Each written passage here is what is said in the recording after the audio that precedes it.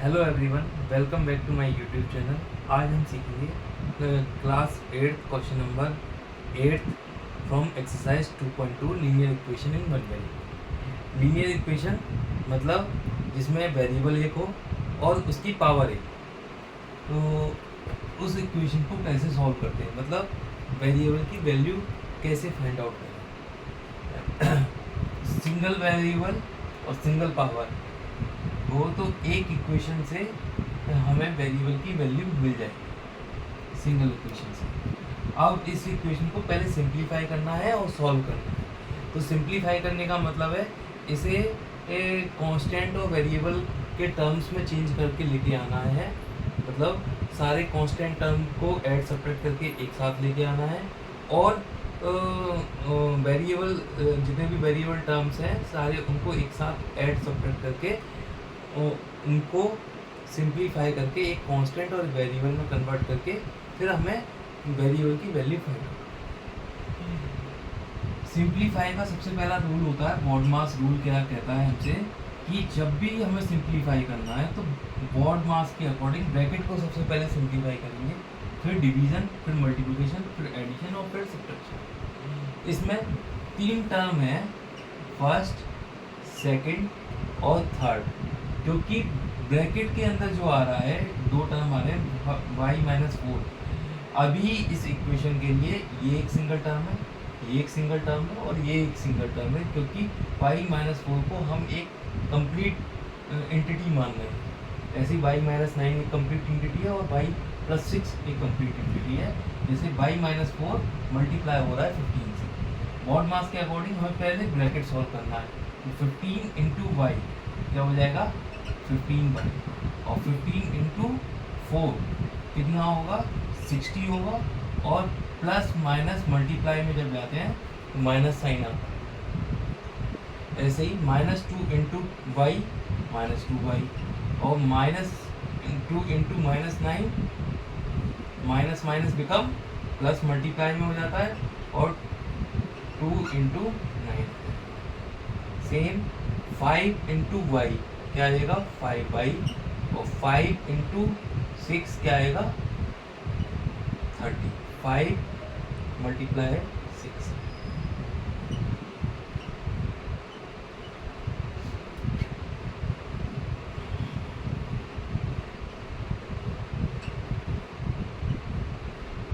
Two into 9 18। सबको as it is लिख दिया है। अब एक इक्वेशन निकल के आ गई सिंप्लीफाई होने के, बाई मिस्टेक इधर प्लस लग गया था, उसे ठीक कर दिया है माइनस। ठीक है।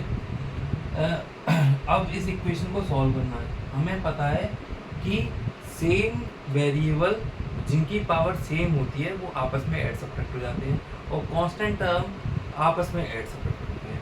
तो ये सेम वेरिएबल की टर्म 1, 2 और 3, और कांस्टेंट टर्म कितने हैं 3, 60, 18 और 30। कांस्टेंट टर्म इधर टोटल 6 टर्म्स हैं, 1 2 3 4 5 और 6। जो भी प्लस माइनस से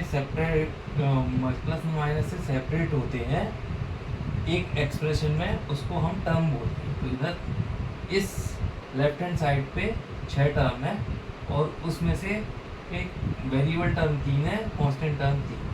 तो वेरिएबल टर्म को एक तरफ लिख देंगे,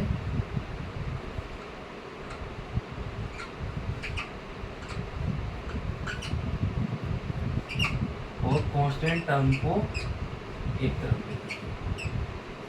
जब हम रीअरेंज करते हैं तो कम्यूटेटिव प्रॉपर्टी से कोई भी साइन चेंज नहीं होता है, केवल सेम एक्सप्रेशन में रीअरेंज करेंगे। जैसे 15y के बाद हम +5y लेके आए, -2y लेके आए, तो इनसे पहले जो साइन था कोई भी चेंज नहीं हुआ है। -60 से पहले -60 रहा, +18 से पहले +18, और +30 से पहले +30। ऐसा हमने क्यों किया है, क्योंकि हमें पता है अगर हम एक एग्जांपल लें, 2 पेन और 2 पेंसिल, उसको हम 4 पेन पेंसिल नहीं कहेंगे कभी, हम कहेंगे 2 पेन और 2 पेंसिल।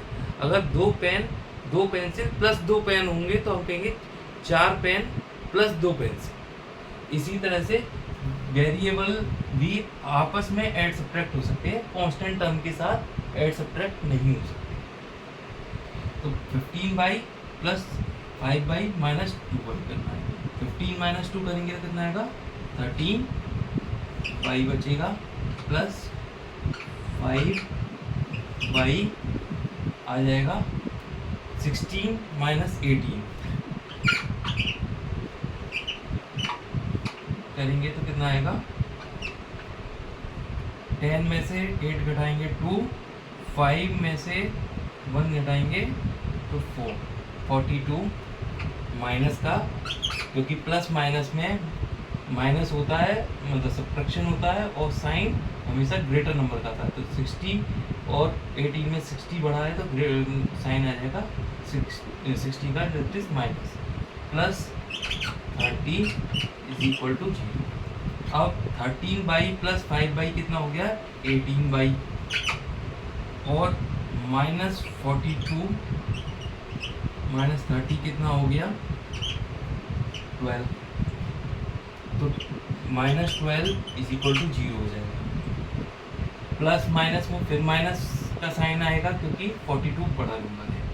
अब हम इसे लिख सकते हैं 18 इज इक्वल टू 12, क्योंकि माइनस 12 जब साइड शिफ्ट करेगा तो प्लस 12 में बन जाएगा, 0 प्लस 12 12 ही रहेगा। और 18 इंटू वाई है ना, तो 18 दूसरी साइड पे जाएगा तो डिवाइड में करना। अब 4 3 जा 12, सॉरी 3 4 जा 12 और 16 वो 6 3 जा 18, तो 4/6 y की वैल्यू है। और सिंप्लीफाई करेंगे फर्दर तो उसे हम 2/3 लिख सकते हैं।